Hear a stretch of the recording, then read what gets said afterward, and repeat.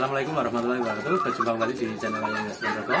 Pada kesempatan pagi hari ini, saya berada di kandang yang mungkin teman-teman sudah tahu, kandang yang 3 bulan yang lalu kita sama-sama mereview bagaimana kunci dari pemeliharaan kalkun dengan tujuan fattening.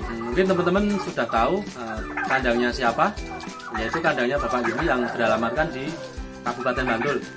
Nah, di sini kita sudah 3 bulanan tidak ke kandang ini, dan kita melihat ini, dan ini adalah hasil dari peternakan Bapak Yuni dengan tujuan fattening, yaitu pembesaran. Nah, di sini tinggal beberapa jantan yang di blok ini, yang betina sudah dikeluarkan semua. Jadi untuk Pak Yuni sendiri, arah dalam beternaknya adalah breeding dan fattening. Jadi ketika breedingnya anakan dari DOT sudah laku, nanti dijual. Namun kalau DOT belum laku atau dalam keadaan overstock, nanti sama Bapak Yuni dilakukan pembesaran. Nah, ini usia kalkun dengan usia 5 bulan sekitar, yang ini 5 bulan pas. Tadi saya tahu usia dari dari kalkun yang ada di kandang ini adalah 5 bulan. Nah, ini untuk betinanya sudah dikeluarkan, dan ini nanti saya juga mengambil pesanan untuk betina untuk dijadikan breeding di luar provinsi berjumlah 10 ekor. Nah, nanti sama-sama kita melihat blok kandangnya yang sebelahnya dari Bapak Yuni ini. Dan ini satu bloknya sampingnya adalah kalkun usia 5 bulan lebih, jadi dari yang tadi lebih tua ini. Nah, ini tinggal beberapa karena kebanyakan rata-rata itu dari tetangganya sini itu banyak yang ingin memelihara kalkun, jadi sudah dikeluarkan satu persatu, jadi tinggal ini ya, begitu. Nah, mungkin dari teman-teman sendiri, Bantul itu dulu terkenal barometernya perkalkunan di Indonesia. Sampai sekarang pun atmosfer peminat kalkun itu masih tinggi di Bantul, karena memang di Jogja sendiri itu untuk produk daging kalkun itu memang sangat kurang-kurang. Jadi di Jogja memelihara kalkun itu sangat prospek. Nah, mungkin sekarang kita lihat yang adiknya kandang lagi. Yang ini kandang khusus betina. Jadi betinanya tinggal 8 ekor. Jadi tinggal 8 ekor. Nah, karena memang sudah banyak yang keluar, jadi tujuan Pak Yuni adalah fattening untuk dijual. Jadi pembesaran untuk arahnya dijual untuk materi ternakan. Jadi fattening untuk arah dijual untuk bahan ternak. Itu. Ini tinggal 8, dan di sana juga masih ada lagi. Ini ada betina, ini juga katanya mau dijadikan tambahan indukan, dan itu ada ayam kampung di sini ada. Terus ini kandang satu gabungan sebenarnya ya. Ini juga mau dijadikan indukan. Terus kita ke sana, Mas. Dan ini kandang indukan, yang sudah ada. Ini sampai sana. Ada itu kandang indukan. Sampai sana.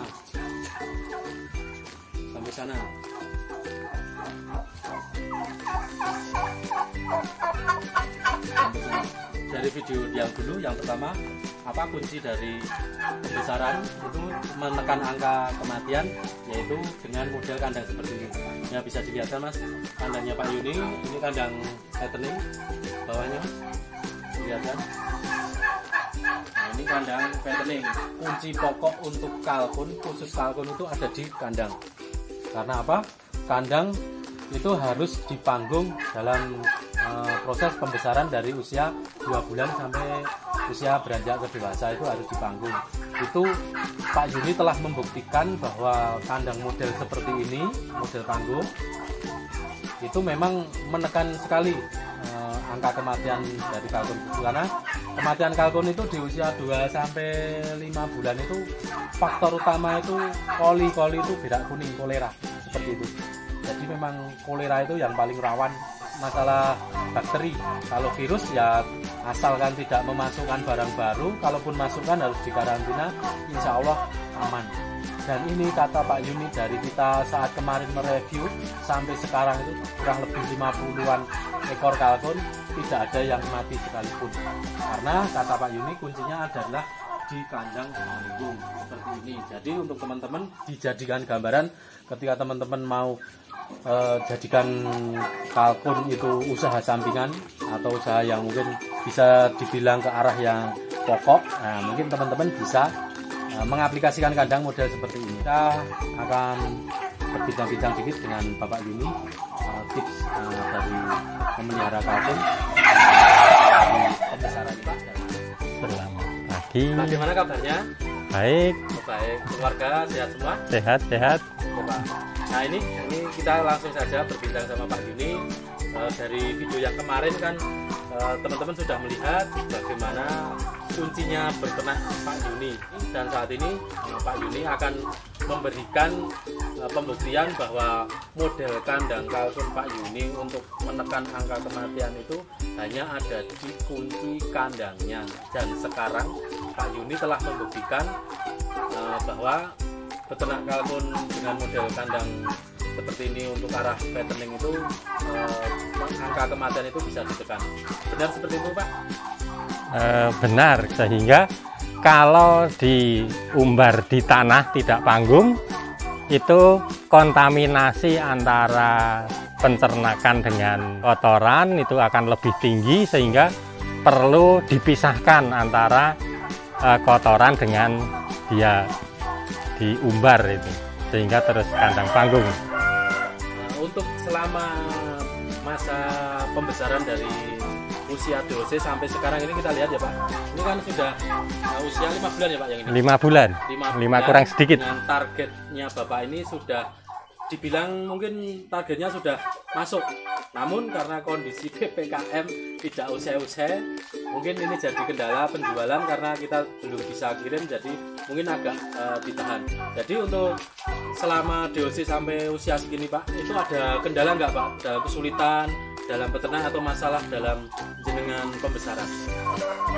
Permasalahan yang dihadapi itu hampir tidak ada, karena utamanya itu memang kesehatan dulu. Asal tidak mati, tidak kena penyakit, itu biasanya berjalan baik. Menekan angka kematian kuncinya, sehingga dengan kandang panggung tadi itu tingkat penyakit dan kematiannya itu boleh dikatakan 0, sehingga memeliharanya enak. Berarti ini tidak ada yang mati Pak, sama dari kemarin kita mereview sampai sekarang itu? Tidak ada, 0. Ya. Bisa ditiru teman-teman, namun juga semua ada kaitannya dengan rezeki.